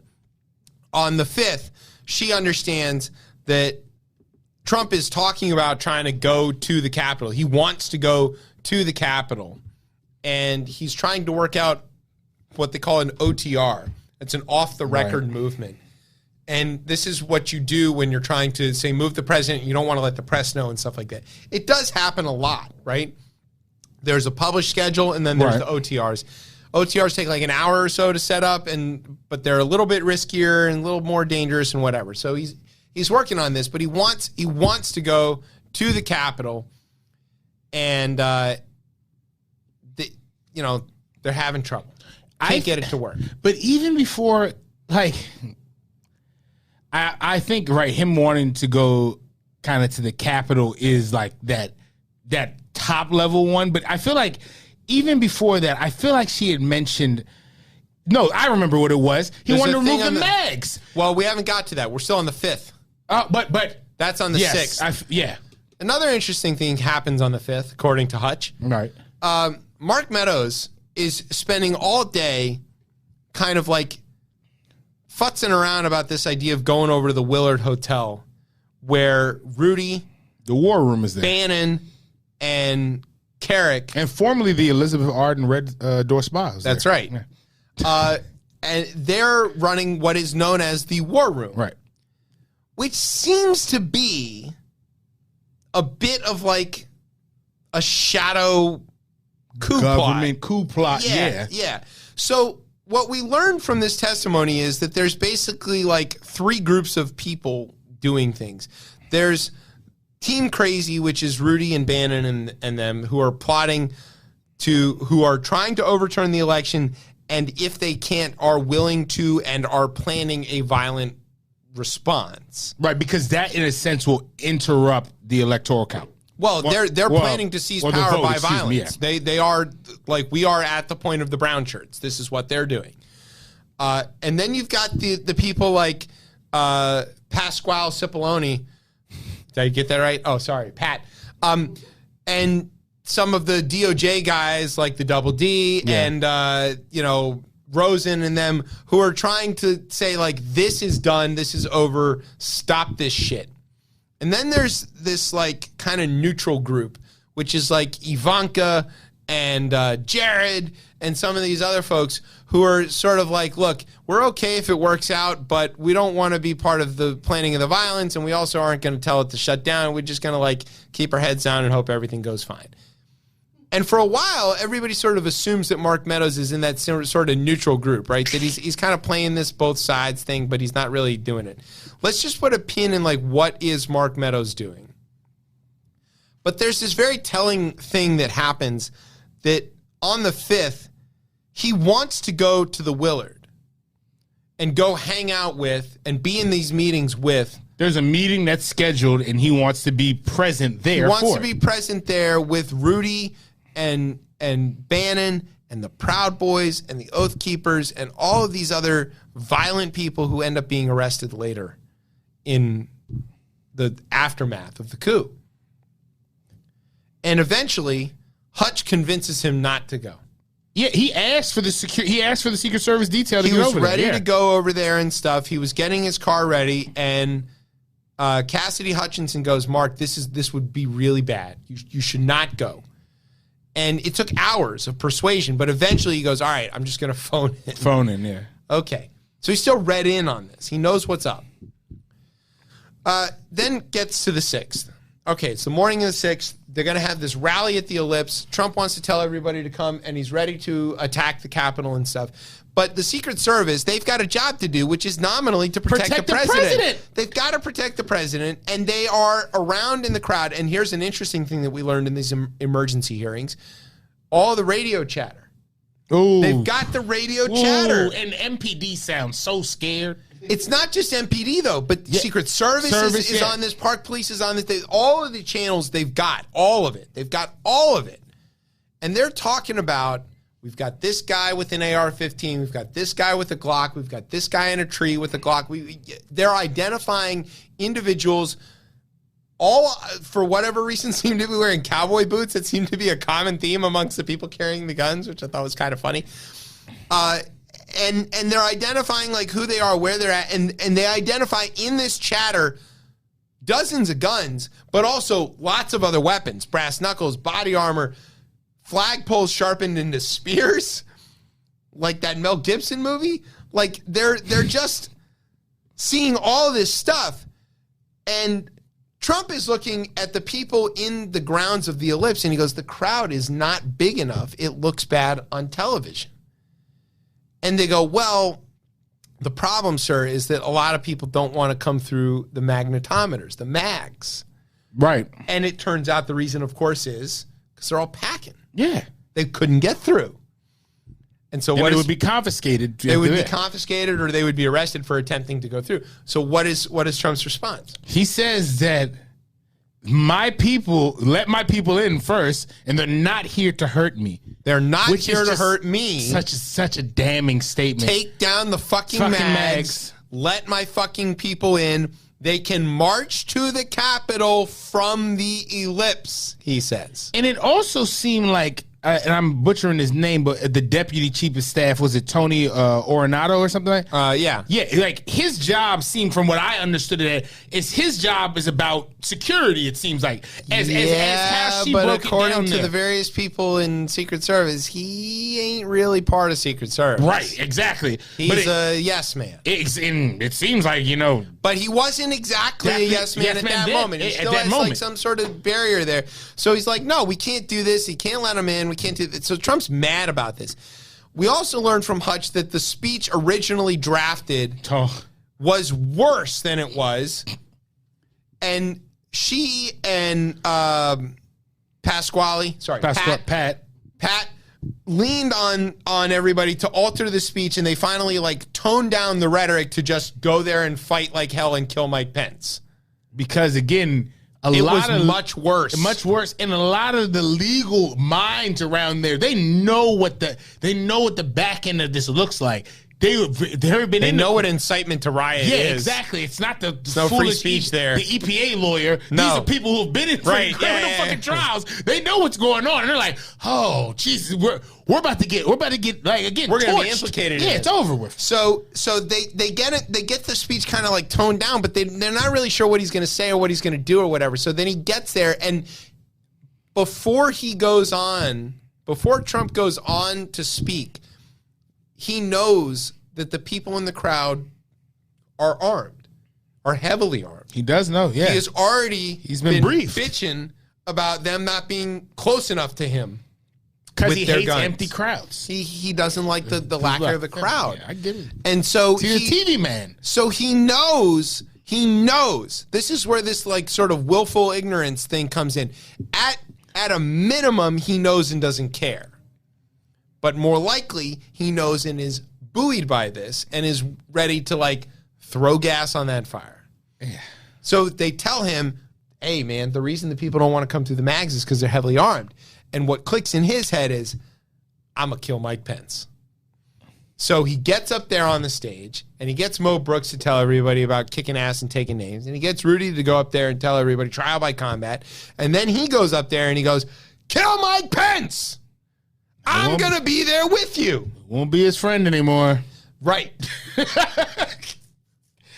have a second grade. I'll be there with you. So when he said that, we all thought that was like a joke. We're like, there's no way he's going to walk the 1.7 miles up to the Capitol. And this is why these hearings are important, because I could have been 99% sure. Oh, I was convinced. But I thought it was metaphorical. Yeah, I thought, again, it was just like, all right, because again, I don't really think I was, again, putting some things past him that he wasn't smart enough in the sense to know, to be able, like, to wield, like, me behind the crowd of my supporters. He doesn't even know he doesn't even walk fairways. He's not going to do this. That's fair, yeah. Okay, so, like, But it turns out Live golf tournament happening in Doral. very, very much. Don't kill us, please, MBS. Oh, sorry. Very much intended to be there with them. So he gets off the stage and he goes, "Get me to the Capitol." Come on. Detail, right? Right. Meadows, figure it out. Because Meadows should have been figuring that out before the day started, it seems like. So you want to know this like sort of weird thing about how like every time that Hutch talks about Meadows seemed like a little disconnected. He was just like scrolling his phone. Yeah. Why do you think he's scrolling his phone? I think there's three possible options. One, he's just zonked out and trying to avoid shit. Yeah. He's looking at Instagram Yeah, he he keeps hitting it, doom scrolling. Yeah. Yeah. Or he's looking at Instagram and like pictures of food or whatever. Like that's what my Instagram looks like. I'm sure that's what his Instagram looks like. It's possible one. Possible two, on the low end, he's reading updates from his lieutenants out there in the field who are telling him about various Capitol Police that they've killed. Have at that day? 2,300 that we've got. That we got. But on the high end, he might be quarterbacking this thing. And so here's where we get to this sort of weird bit, right? Trump gets in the Suburban. It's critical that you mention that he's in the Suburban. He's not in the limo. He's in a Suburban. We have footage of this. Yep, we saw Again, it. the J6 committee, like And the way these they guys have placed it, shit I that was they- watching that, and the way they placed it, it's again great Nobody TV. saw that beforehand. That was never before seen footage. These folks have camera Thank you, angles National from places Archives that you and would all not these even other places fucking that believe. have. Right? Yeah, it's. So they get the stuff. They've got this picture zoomed in of him in the SUV.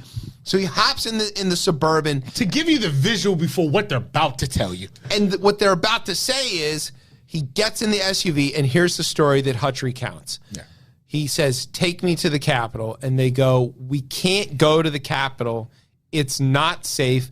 We haven't managed to clear everything on the OTR. We're going to have to go back to the West Wing from Or the Ellipse." something to that effect. Which the idea that you have to drive from the Ellipse back to the White House, which is literally like, I don't know, 100 yards. We should do the. Well, he doesn't have a bike. Yeah. So he doesn't Federal even- tax yeah, dollars on right. what that costs. That probably costs 50, 60. That probably costs $100,000 just to bring him from the Ellipse to the White House. It's not less than 2 Which minutes. is on the same It's on the grounds. same together. Yeah. It's at least $125,000. We're local, so y'all maybe not understand this, but I mean, it's like basically the front yard of the White House. So they go, "We can't go to the Capitol. We're going back to the West Wing." And he goes, "Fuck all that." And he like swings at him. He essentially First he grabs the wheel. First, he tries to grab the wheel. Okay, so he reaches from the back seat forward. Now, this is how you know Trump has never driven himself anywhere. That he doesn't know that there's pedals. So it's like grabbing the wheel doesn't matter if you just step on the brake and you're like, "Oh, I'm driving." You know, I love he didn't know the streets either. He said when he was telling the supporters to march up, he said, "We're going to march up the street. You can take many different ones. Maybe this maybe, one. maybe this one. They're all good. All good." Jesus. Pennsylvania. Pennsylvania It's like the Avenues. most famous thing in the world.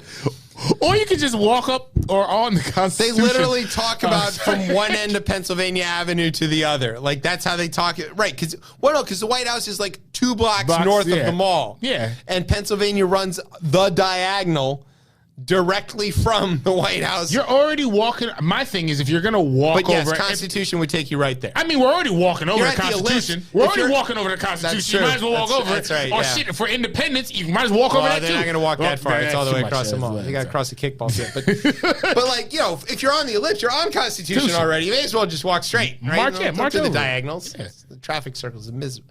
Okay, so anyway, he grabs the wheel. Yeah. And there's 2 guys. There's Angles in there. and then there's Ornato, and which one of them I don't remember. Grabs his arm and goes, Angle. yeah, Angle goes, grabs his arm and he goes, "No, sir." Or Angle is recounting this story. Like they're Angle's recounting the story. No, it's about Angle. Ornato's recounting the story. story. Yeah. But he reaches over to Cassidy Hutchinson, who's now recounting it to us at the testimony. He reaches over and he grabs the steering wheel, and Ornato goes, "Sir, you need to take your hands off the wheel," We're going back to the West We Wing. don't have the assets, which We they don't obviously have don't. right. What would have been crazy, though? Anyway, continue on, because I have a crazy theory. I mean, they were ready to kill Ted Cruz when they read his notes, and then they couldn't read them well enough because they're from Mississippi. So anyway, he goes, take me to the Capitol. And then they go, we can't. And then he tries to choke He reaches for the Bobby clavicle. Engel. The clavicles. Yeah. I like that she used like both of it's very medical. No, and again, you got to because again, I understand I understand why she was so careful because words matter so much in them type of testimonies because there can be a lot of other shit that's thrown your way after this where all types of lawsuits and whatnot's happening. So tonight I brought this oil can of Foster's for a reason. Oil can. That's what they call it. It looks like one. Right. It holds 50 gallons or 55 gallons of sweet Texas crude. Synthetic. It's important. I brought this because I want to talk about hands for a minute. Okay. Tez, I don't know if have you ever played the basketballs? I do. Oddly enough, even I play the basketball even with as a person with small hands. You're small hands so person. that's what we're going to talk about here. Okay. I am somebody with larger than average hands by dint of my parents. I don't know. Okay, so when I grip the oil can, I'm leaving. I'm about Not that much, yeah. two thirds, give or take. If you're looking on the it's on almost the camera, around. It's a 2/3. It's it's a comfortable grip for me. Feels like a pint glass. It's right. Okay. Well, let's see how you. More. I'm the Trump representation here. So what you're seeing here is the difference. Now, the oil can here is sort of roughly, I don't know, half of a neck. Half of Is that about right? Not a Clinton Porter's neck, but a regular neck. No, yeah. regular person neck. Sure. Yeah. Yeah. Not janky spanky, but like it's a Might be a it's federal about prison now. half. Sorry about that. I think he's out. He paid his Not yet. No, 50,000 or whatever. Medical Don't fraud. defraud Medicare. Yeah, friends. Come on, man. What you Jesus Christ, buddy, you're a millionaire. All right, so Tiny Hands reaches to choke a Secret Service agent. Who doesn't even feel it, obviously. You just the slight flex, and your hand breaks apart. He took a deep breath, and it was right. Your hand just breaks apart. Trump was like, you sprayed my hand. That was it. Like, he was incensed, and he goes, I'm the fucking president. Take me to the fucking Capitol. Doesn't work that way, friend. All right, so Hutch tells his story to Liz Cheney. Which highlights, again, that he was ready to lead his mob. And again, let's just think about if the president makes it. Not the president. Again, he's not really thinking about what let's not even say the outcome he is the president. At that but point. the losing president is going to Congress. Again, there's three branches of these governments. He's going There's to really threaten- two branches now because the other one doesn't Right. see that. But and the other one doesn't seem to work. Actually, all of them don't seem to work. But regardless, there are three branches of government. And the executive is gonna go to the Threaten people's the representative. legislative. Yeah, Yes. the legislative branch to go in as they are coming to certify ballots of something he should have no part in. Right. And he's going there with Violence. armed people that he knows to be armed. That he also had Jesus Christ. That he also had the Pentagon call off any support to again around the Capitol for the violence he already knew that was going to There's some dispute transpire. about that with the Pentagon stuff because I don't think that from what I understand He's the didn't call- commander-in-chief. That's true, but from what I understand, Milley and the Secretary of the Army specifically called off anything because they didn't want that look. No, not just because they didn't want the look. They didn't want there to be guard members there that the president could remission to help him continue the assault. And then you got people. I mean, that's a fair. That's what they said. That's fair. I can't They're even in argue testimony against, saying because again, what can I say? Because he is the commander they in are chief. under oath. Milley is under oath saying we specifically tried to keep people away, keep Army assets away from the Capitol for fear that Trump would remission them to use them to continue his assault and overthrow the Which country. is all good and fine and dandy, but again, then who does that fall on? MPD? Yes. They essentially The good. And I never haven't said this video. The good folks of the Metropolitan Police Department. Those people. I didn't think I could say those words either, but they were the heroes that day, for sure. Exactly. The good folks in the Metropolitan Police Department. That, again, I get because Milley's on record essentially saying that he was willing to sacrifice the police because the chance that Trump could re-mission the army to sack the Capitol was too real. There's no argument against that, but that's a good ass cover. It's not cover. But my thing is, again, based on what he is, that's a different discussion. We'll have whatever. All right. So anyway, Trump wants to march up. He wants to go up there. He's not going to march because it's too far along. But he's golf cart up there. He wants a golf cart up there in a Suburban. He doesn't get up there. So and he chokes. He tries to choke the guy, and he tries to choke Bobby, and Bobby's not having it. He takes him back to the West Wing or whatever. Okay. When Hutch is telling this story to Liz, she goes, "Did at any point anybody disagree with you, while you're hearing this?" And she goes, "No." And she goes, "Did anybody dispute anything?" She goes, "No." So let's explain what hearsay is. Hearsay is when you go into court and say that I heard somebody tell me about this third thing that happened. What we saw was testimony about her telling a story about having this story told to her and nobody disputing it. It's not hearsay. That is what happened to her. Yeah. Okay. So he tries to choke the Secret Service. It doesn't work. They take him back to the West Wing. They pin him in the Oval Office. Can't get out. And, they're working on trying to get people to go home. Cipollone is furious. He doesn't know what to do. Again, still invited to testify at this point. Invited yet still to testify about this. Eventually, Hutch tells Mark Meadows, "Hey, man, your best friend, Jim Jordan, is out there," and she shows him the phone and goes, "You need to call Jim. He's trying to call you.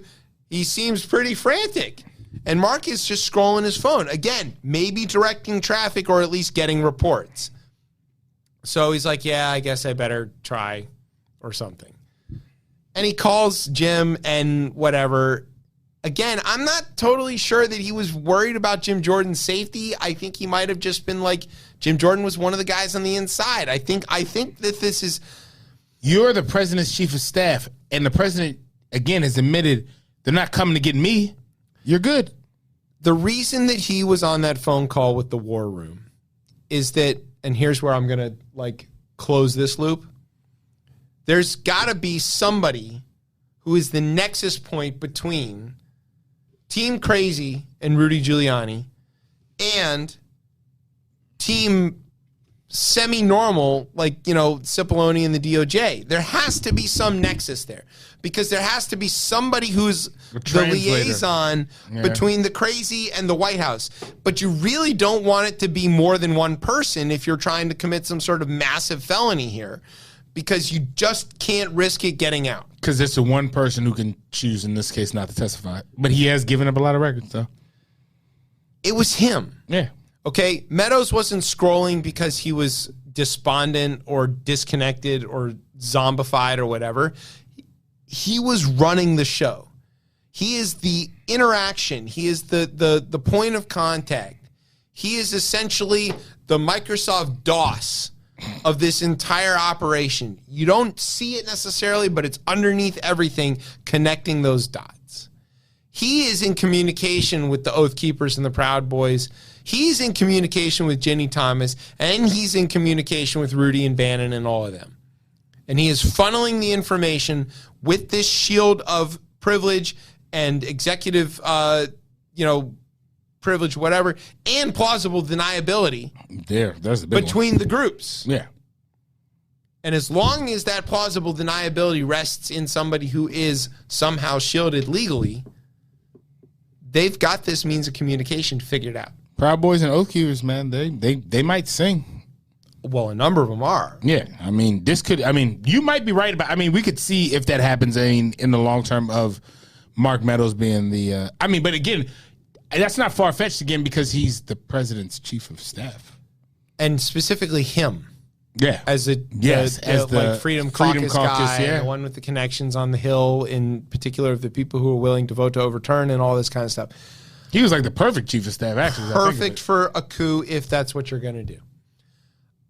to finish this out, I want to say how brave Cassidy Hutchinson is. Not because I think she's a hero for coming forward eventually. I think that was pretty shitty. She should have said something immediately. But as we talk about in the show, a lot of times in other situations, you had the choice and the opportunity to say nothing. Yes. And so that's what I want to get to the last part of this hearing, which is that Liz Cheney closed the hearing by saying, we have these witness intimidation things on tape. Always got to give a teaser at the end of the Basically, hearings. some of the witnesses have been getting phone calls from a person. Might be individual number one, as was named in the various other court cases that was co-conspirator in a crime. That can't be him. He's the one thing he doesn't do. I don't think he ever gets that close. He doesn't text, but he does phone call.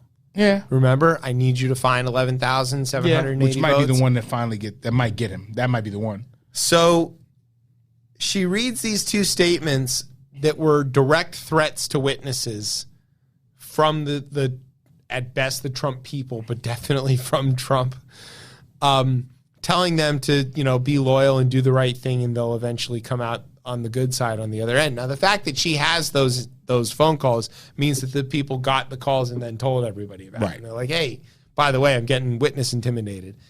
This is like the most basic shit. Like fourth graders know about this. You can't tamper with a witness. There's all kinds of stuff. That's how all these mob bosses go to jail. Yeah. All right. But it turns out that one of those two statements that she read was made to Hutch herself. Yes. So I want to say that while I don't think that this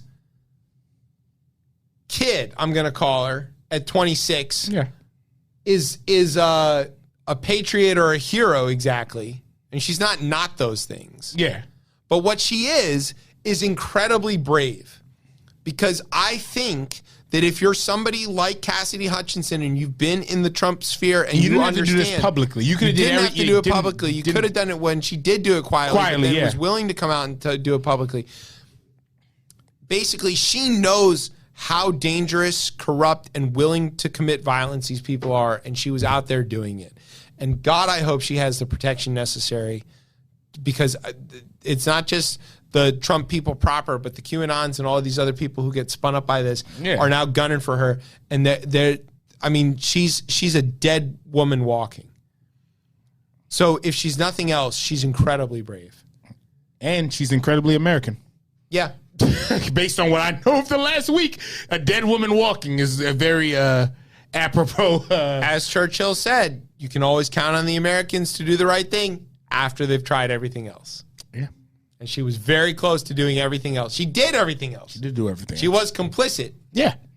Until it became so untenable that she was ready to puke her guts out and do it publicly in front of she also has relationships on the Hill. And I think that, to me, is what probably... I feel like that kind of pushes you a little bit more, because you might feel with those folks that are on the Hill, like you have a personal connection. You've worked on the Hill. They might have been killed in that moment. Yeah. Yeah, and like how do you even reconcile with that at the end of it? Like, hey, I thought I came here because I'm pretty sure me and Cassidy Hutchinson don't agree on a lot of things. Our values are completely whether you opposite. are a person or 3/5 of a person, for example. I'm pretty sure. I feel confident in saying that there, but when it comes down to people that she cares about that were direct, as we saw these scared ass Republicans on that day, I saw the fear in their faces.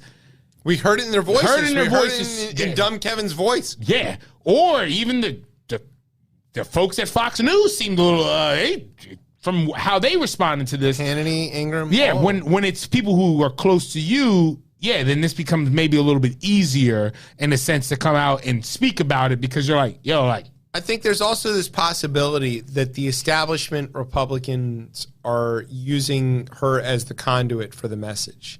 Yeah. That what they want, they need somebody to come and talk about this, and they've got the right person because she was in on all of this. And Scalise, for example, called her up and says, Cass, this is the time. If you've ever wanted to save your country, you can be the hero here. How bad did Republicans? Because they want to get out from under him too. But how bad did Republicans miss on not having or anybody on this? Like, I know Nancy Pelosi canceled out a few folks, but like, because usually in this case, they could at least at the like, and this is me being cynical, but they could be running like counter programming those clips. Like, you know, they'll push to certain They had clips. so many opportunities, And they just said, "Hey, we're going to bow they out voted of this." directly against it. They said, "Hey, we're just not even going to play a part." That might have been a Might be player it. move too. And I think this It might have been Mitch saying like, "Hey, look, we got a way out of this." But I think by them not participating in the process, right? Of If you're the establishment Republicans and you want to get out from under Trump, letting this thing happen might be your best way to do it. maybe Because you don't have the but I courage don't to know if say they- it directly. I don't know if they want to get out of it, or maybe I feel like they still. I think they do want to get out from under it because it's undermining their ability to enact the policies to which they agree with him, which is nominally blatant racism and misogyny. But they are want to deft do that at it. within- They are within deft the, at it and capable. parameters. They don't need this bumbling idiot making a sideshow out of everything so that they can't pass anything. They want it to happen where it's not clandestine exactly, but they want to shroud it in basic governance so that they can inflict their punishment of black and brown folks and other minorities for the sake of doing it. But the apparatus of it is destroyed by this buffoon. Yeah, So they need him gone, but they don't have the courage because the voters are with him yeah. to stand up and throw him off. So what they're counting on is that the country overall snaps back against this kind of dictatorship. They can toss him out and go back to their punishment of black and brown and women on their regular standard Reagan-like terms. I also think like Which is not a great situation. It's by the way. not It's at very all. glib that I figured that Yeah, out. right. I mean, I also think as well too that even though they said this was kind of like a surprise hearing, I found it odd that we didn't have any type of hearing scheduled before 4th of July, before you send people off onto the holiday to think There about is certain no things. surprises on this committee. There aren't. And I thought when I heard about this one, I was like, okay, all right, good. Yeah. Also, rest assured, nothing on the J6 committee will come out publicly that they can't already corroborate and have the Yes. hard evidence for. What they're showing you is the compelling version of this. Yeah, this is the TV version. But they are closing the loops before they even bring this person out. I am very interested. They've got obviously- emails, they've got text, they've probably got video. They might even have audio recording of some of these conversations going on. They may even have video of the president trying to choke the Secret Service. And they're just letting Hutch say it, Right. and then they're going to let the Republicans say that it never happened, and then they're going to drop the footage on them next week. I'm very interested to see what this looks like in written text when they get someone to write like the written report of this, and when they publish this similar to what they did with the 9/11 Star Commission Report or whatever. Yeah, or in the 9/11 Commission they did like because again I feel like Because they you did want to it- read it, you of course, fucking because they've nerd. done a great job It's a of great just making TV it show, and you're television. going to turn it into a book. No, because I know the book is going to be crazy. The book is going to be. Nobody's going to read the book. I will. Wait for the. Nobody wants to read the book. Yeah, no, I get it. This is the rare occasion when they got to give you TV first. But when they get this down into the book, it's going to be. And again, when I'm in the climate refugee camp, I can't wait to talk I about this. can't wait till they put this into the MCU. I feel like it's going to be great with Disney Oh, Plus of and all course, that. yeah, It's gonna be amazing. yeah. You're betting on that over climate change. That's how I'm doing it. Okay. All right. You want to do a I'll little speed through test this talk? one. Yeah, here we go. All right. So, look, and also, all you guys can leave right now. No. You know Look at what? these dead ass birds. So as you might have known, not you two because you guys are Android users, but the iPhone turned 15 this week. Yeah, on on June 29th. Or as R. Kelly calls it, half a sentence. Oh God! On June 29th, 2007, Apple The iPhone's introduced. old enough for R. Kelly to make a move on it. Yeah. That's amazing. Oh God. So proud of myself for that one. Oh my God. I don't know to give that a bell or not. But yes, the iPhone was released on June 27th, 2007. I was actually a part of that launch at an Apple Were store. you? Yeah, I was. I was at Apple store Did in they give Montgomery you a Mall. Newton? They didn't give me a Newton. I got a terrible story about how I didn't get a free iPhone around that. But Oh, anyways, really? yeah, exactly. But I again, I guess there's a few points around this. I think one, way back when, kids, there was this thing called Macworld where Steve Jobs would come out and introduce like great new products, sometimes the iPod. This time it came out in 2007 in January. I remember it because and I had just started working at Apple maybe like a few months before, so I was new to all this. And he came out and he was like, we got a revolutionary phone, an iPod, and basically a web navigation device, right? Because if you remember navigating the web. Woo! And he goes, and it's all one thing. Yes, and that's exactly right. Exactly. And he got that. It's one because everybody thought it was all these three products. It was one thing. I think also back to an Oscar commercial where, again, as I look back, it was kind of corny, but for 2007, I think it made sense. It was all of these famous movies, everybody saying, hello, hello. Right. And now, and it was the Oscar commercial. I also think just to being part of Apple retail during that time, because that launch day was kind of crazy. We blocked out the screens or the windows of the store at like 3:00. And then we launched it at 6:00. And I was in Montgomery Mall, which is outside of DC, a mall outside of DC. And the line was like all the way down to like Nordstrom People didn't around. have iPhones. How did they know to get in line? And what did they do while they were in line? Right, great. And again, even How great. did they scroll Twitter? It went all the way around to legal seafood, which I think there are many legal seafoods that there are blackberries now. But I thought about how Apple retail. So they all stood in line on their Blackberries waiting for their iPhones. Right, exactly. And that launch day was kind of crazy. And I remember one of like the old timers at Apple at that time I was working with, this dude named Tony Rice. The phone came out and it had like these empty spaces on it. Like it had the calendar, whatever, but it was the empty box. And he was like, oh, Apple wouldn't have these empty spaces for no reason. We're going to have an app store. And this was way before there was an app store. And then a year later, in 2008, new iPhones come out, obviously, but the app store gets introduced. We're also in the midst of a recession. The iPhone makes me think about like the gig economy as well, too. And you come out of a recession and everybody has these computers in their hands now. And it also allows the competition to make you guys' favorites, the Androids, right? Like, again, competition comes in. There are newer devices that do, again, the same thing, right? These computers in people's in their pockets. And then I think also, too, the things we talk about heavy now, like misinformation or like Tracking people or anti-competition, whether you're thinking of like Uber and how you can't, like the cabs are dying, or just as the companies, like, right? These huge companies, like what Apple is now, what Samsung, what all these great banking now, for God's sake. They're in banking, and they're right. They teamed up with Goldman Sachs, which I think. And look, I'm guilty. I have an Apple. You're all part of it. I'm all part of the ecosystem of that, and I just think, I remember my first friend that got an iPhone. He showed me an app that he had on it, and you know what it did? It was Shazam. It was dice. Oh. He could roll dice. And it was just a randomized dice. Like, the early apps are crazy. Yeah. He goes, look, my new phone lets us play the dice drinking game. We can do it, without bringing dice to the bar. I can do it on my phone.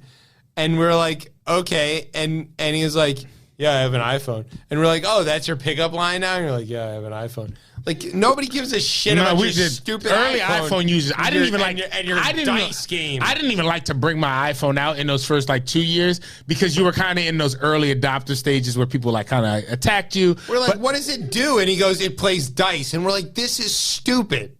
Yeah, and can you text with it? And he goes, well, if I open these 3 apps or whatever. No, don't do that. No, there was one app. Christ. There's one SMS ad. And again, I still think it's a device that has changed, obviously, the world. It changed the world. But I do think with and I think as we move forward, we've talked a couple weeks ago about AI and souls and all. And tech is going to continue to move faster than we can create laws for it or regulation around it. And this country doesn't feel like they want laws or regulations, so who knows? But again, just when any of this new tech gets introduced, the launch day of its initial product, and I think heavily right now when Apple is probably this year going to release a VR headset, and it could be augmented reality. And again, I wonder what the impacts are 15 years later from these devices once they're introduced, because they're going to be selling your brainwaves.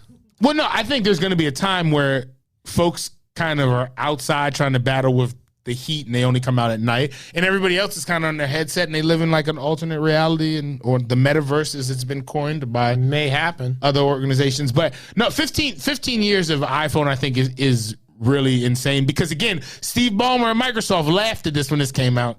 Said, glass? Oh, you know, you're going to $500? No, that's the price, subsidized? And it's going to do something? Okay. Business people, they need a stylus. It has no keyboard. Right. Huh? How are you going to play Brick Breaker on it without the little ball?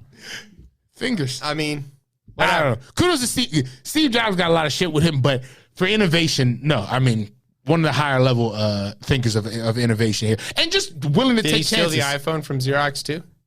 No. Just the GUI? No, yeah, just the GUI. No, that is a Xerox. Xerox. 100%. The Xerox Park folks, those folks were ahead of their time. Yeah. Those folks were definitely ahead of their time. Everything we have now is credited from Xerox. Yeah. Which is the word. That's why you don't make a copy. Well, before, again, it's I make Xerox. You don't make a copy, right? I Xerox. You make a Xerox. You Xerox thing because you're part of that. If you're that time of when it was just Xerox, you go to the library and pay a dime to Xerox. Something. That's how you get more monopolies and more anti. All right, competition. We have a new segment called "Dummies Doing Incredibly Dumb Shit." No, I thought it was finished on time. No, it's not. Not a chance on this show. This is important because we have to show this video, but I got to set this up by saying that I have a lot of interaction with the Isle of Staten. Isle of Staten sounds like it's out of Game of Thrones, but it's really out of as New York. People may know it. Staten Island. It's one of the 5 boroughs of New York City. It's the one people never even remember. It is what gave us the ferry there. It's true. It gave us the ferry and Pete Davidson somehow, and Colin Jost, which is a weird little combination. They bought something in the water together. Yes, deer in particular. Trash. So, well, the trash is a whole other thing. Staten Island is a place that no state wants. New York has tried to give it back to New Jersey. New Jersey wouldn't take it, and so the people there, they're an interesting group. Now, I happen to be married to somebody from Staten Island. Right. These people are unbelievably aggressive and dangerous and like without any regard for this. They think this is fine. I one time witnessed what I thought was a fight in a ShopRite, which is like their giant. That it turns out was just 2 guys hadn't seen each other in a couple of weeks asking each other how their families were. But I swear to God, I thought it was a fight. It looked pretty rough. All right? So that's just to set it up. You sound like a newcomer walking down U Street. No, because all right, so like in DC, you know, you see this stuff and it's very animated or whatever, but it's not Staten Island. Yeah, it's not. In Staten Island, no, you're right. It's like, hey, how the fuck are you? And you know, and the other guy's like, fuck you. Yeah, fuck you and your mother. And the other guy's, yeah, she's doing great. How's your fucking sister? I was fucking her last week. You know, like, and then they go, all right, I'll see you at church. Like. To which they wear a tracksuit. Like, that's what we're talking about here. Good Catholics. It's unbelievable. There's no place on earth like it. Nothing like it. Okay, that's to set this up. All right, our favorite landscape aficionado, Rudy Giuliani. I guess he's not a lawyer anymore. He's not a lawyer in New York anyway. Was on Staten Island. At a ShopRite. Of course. On the south end of the island, not my ShopRite, the one that I often go to, although I've been to this ShopRite. It's not that big an island. And he was there doing a campaign event for his son. Oh, yes. You're right. Andrew. Who is not even polling in the top 5 of the Republican primary to lose to Kathy Hochul, which is nice. So when your surname goes to shit. Listen, a Cuomo has a better chance. Right? So he's there and he's doing this event. Now, Brian, I hope you can cue up the video. What I want to show you is what happened to Rudy, and then I'll tell you what Rudy said happened to him. If you're watching on the video, here it is, Brian, and we'll give you the play-by-play as it rolls. All right, so you can see Rudy talking to a group of folks. And then here comes a guy. Oh, he's assaulted. Pats him on the back, and he sort of walks past him, and then he continues on with whatever it is he's doing. I guess to go like stock soup cans or whatever. No, it looks like he's calling him a piece of shit a little bit in this video. So okay, so what actually happened is the guy patted Rudy on the back. He goes, "Hey, scumbag! Exactly. Great fucking job." And then he just walks off, right? You know? Very normal Staten Island. This might be like he might have been trying to get his number. Like the love tap. Easily could be a love tap. This is how people end up falling in love. This is Staten Island Tinder in front of you right now. All right, here we go again. Nothing. I love he gets the cuddle. What Rudy went on to claim was that he got hit in the back, and then later he said it was like that he got hit with a boulder, and then later he told Sean Hannity that he got shot. He got shot in the back, and that this was the worst thing that had ever happened, and he got hit so hard that it caused all the other people around him to also stagger a little bit because it knocked him down. It's like an earthquake. So, I mean, basically, Rudy has been so long since he's had an attaboy, he didn't know what it felt like, and he was confused. He was like, why are you tapping him in the back? This was a very friendly thing. I'm not even sure that this guy was like, you know, opposed to Rudy's policies. He might be full-on Rudy supporter. Full-on Rudy supporter. Until you... Hey, Mr. Mayor, good to see you. You know, how about them Yankees? It's been a while since you cleaned up the city. You know, the city's out of control. Thanks for killing all those homeless people. They're all back, though, so, you know, kill them again. Or whatever. I don't know. Fucking Rudy. Assault. Yeah, he got assaulted. Okay, Dan Snyder got called in front of the House Oversight Committee for blah, blah, blah. And he was like, no, I'm just not going to go. And so they were like, well, fine. Today in our country hates women. And they said, right, it should be the theme of the show. Sure, right. So they sent him a subpoena, and he apparently just was like, I don't accept the subpoena. Huh?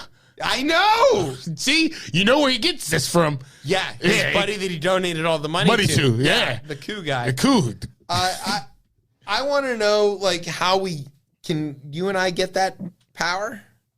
To ignore subpoenas? Yeah. I hope a subpoena never comes to my door. Well, right, but if it does, you can just like, nah. I like the process so much. I'm like, all right, I'm coming. Yeah, right, me too. I want to be on jury duty. I'm waiting for my jury duty call. I never get a call. I was so mad when they didn't pick me. And I'm going to lie, too. I'm going to be like, yeah, sure, I think cops are impartial. Oh, I'm mad. Wait till I tell them that. I can't. Well, they'll never believe you. But I can probably lie my way onto a jury. Wait, can I participate? I don't even know if I can participate in a jury now. If you have an opportunity, I think so. For now.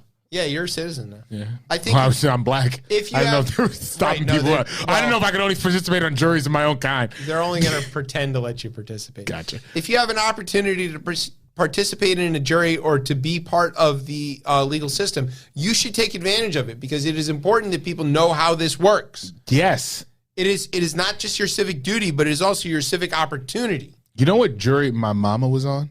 Did I ever tell you this? OJ. No, it's not that.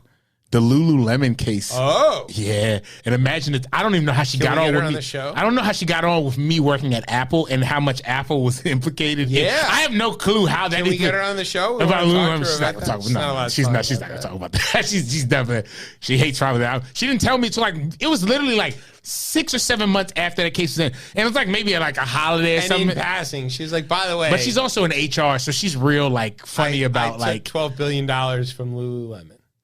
I wish, you know. She was just like, your company was. I was like, hold on, friend. All right, well, let's not get anybody else in trouble. Let's just, hold up. All right.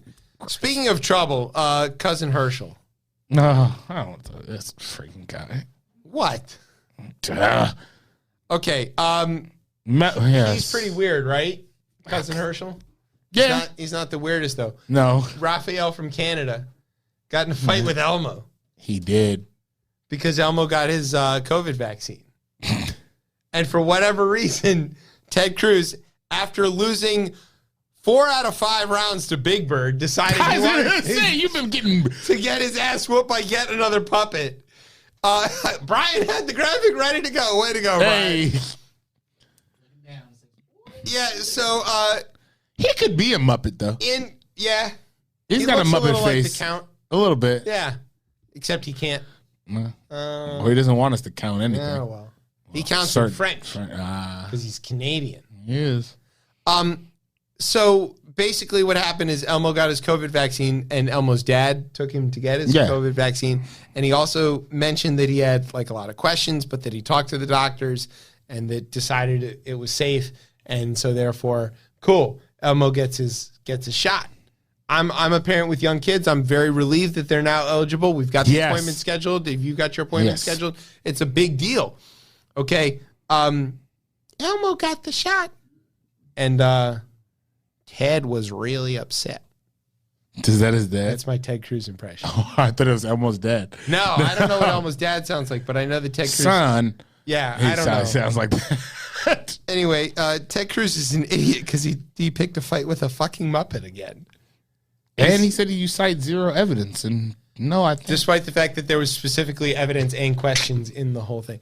I think that Ted Cruz is upset because in his attempt to ban dildos, he found out that dildo rhymes with Elmo and is, thinks that it should be banned. I think Ted Cruz thinks Elmo's a dildo. That's what I'm saying. In that Ted Cruz would shove Elmo up his ass. That's what I'm saying. Okay. Imagine being a dick and thinking that someone is a dick. Yeah. Oh, Jesus. See, I thought I was the bad one on the show. This dick! We do have a segment this week called Good News. For real? For real. What happened? That's NATO expanded. We added Wait, they're coming here? No, not my wish. Sorry. No, I wish. Oh. We added Finland. Ah. That's the one with the white background and the blue cross, and then Sweden. That's the one with the yellow cross. It looks like an IKEA logo. Yeah. The reason I stumbled on that was intentional because Joe Biden today in the press conference also stumbled on that. Sweden and Switzerland both neutral, but Sweden decided they wanted to join NATO. Switzerland still is not joining anything. And you could tell in the press conference that Joey B was very excited. I mean, so excited he couldn't even really contain himself. He was kind of jumping around, which is weird for a guy who recently fell off a bicycle. I was about to say, hopefully he's not jumping too much. And not too hard. We convinced Turkey to let them in. Do you know how? We can had some type of Gravy and stuffing. Gravy and stuffing. It's tremendous. It works on turkey every time. Okay. That's good. The last feel-good story comes to us from the great state of Arizona. Not a sentence I've said very often. But the great state of Arizona has decided... Mark Kelly won? No, that's soon. New York, I think. Oh. The great state of Arizona decided to extend free tuition to Native population there. So if you are a Native American living in Arizona or on one of the reservations or in one of the nations that is bordered around by Arizona, you can go to Arizona or ASU or any of the other state schools for free. Which is great, right? Yes. Arizona owes so much to their native population. They're critically important. They join a short but illustrious list of other states that offer free public university tuition to native students, which includes California, I see where we're at. Maine, Massachusetts, Montana, Oregon, and of course, Michigan. Notably not on this list, Ohio, which charges their native population double to go to community college because Ohio sucks. Isn't that last week's theme? That is every week's theme. And Mark Kelly is running to be re-elected in the Senate in Arizona. That's true. That was by Mark Commander Kelly. Mark Kelly. Commander Mark Kelly. Famously of the Kelly brothers. He was the one that got to stay home and eat pizza and drink beer while his brother got sent to the space station for an entire year to see what would happen to their DNA. Spoiler alert, poor Scott had his DNA warped by all the cosmic rays while his brother Mark got to stay home with his wife Gabby Giffords and drink beer and hang out and eat ice cream. Raw deal, Scott. I know, right? That's a sibling rivalry right Mexico there. Or one of those other states next door. Yeah, win the softball game. All right. That's it. We're only a half an hour This late. is the longest show in the history of shows. You hear the music, which means we've come Sorry, to the end Brian. of the show. We want to say thank you to Susan Collins, the Electoral College, and Mitch McConnell for successfully setting up pregnant people for death. Citizens United. Thanks to our radio partners. Why did Thurgood Marshall have to die? Because that's how time Life works. Yeah, I don't know. More so retire, excuse me. It's terrible. Thanks to our radio partners, Google, Stitcher, NPR, all those guys. Thanks to NOTN for keeping us on for another week. I actually checked this week. Twice? I'm not totally sure if their website is still current. That's fine. No idea. It's soon gonna have Call a us. a website error eventually. Update to last week. Dan is getting his pepper cannon. His current pepper mill finally crapped out on him. He's in search of a new one. Couldn't be better timing. Perfect. We couldn't be better people. We could. That's a direct quote from the email. Thanks to our home on the interwebs, coplaymedia.com. And thanks, as always, to our family here at Rip Radio for making us sound as smooth as wall ketchup. You get that, you're a step ahead. Yeah, you've been watching way too much. You're way too tuning into tapped the in. hearings. Yeah, you're way too tapped in. Don't throw a plate at us. All right. Where can everybody find you on the things? Usually outside the Capitol building reading a book. No, you can find me on. Yeah, that's probably true as well too. Usually outside the Library of Congress. But you can find me on Twitter at DC Cortez and on Instagram at Ketchum Cordy. All right, you can find me on the show on the Twitter at ChipChatRR, and you can find us on Facebook or Instagram at RipChipChat, and you can find us every Thursday night at 9:30 here on Rip Radio Network. I'm Chip. That says you've been listening to Chip Chat on Rip Radio Network. Coup!